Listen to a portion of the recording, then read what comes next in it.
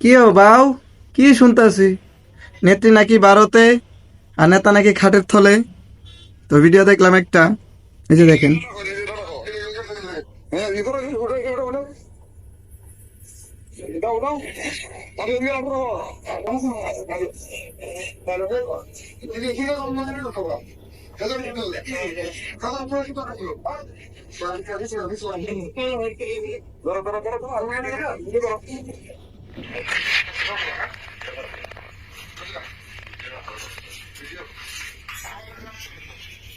তো আল্লামা সাইদি সাহেব একটা কথা বলছিলেন যে এমন একটা সময় আসবে যে পালানোর মতো খুঁজা গর্ত পাওয়া যাবে না।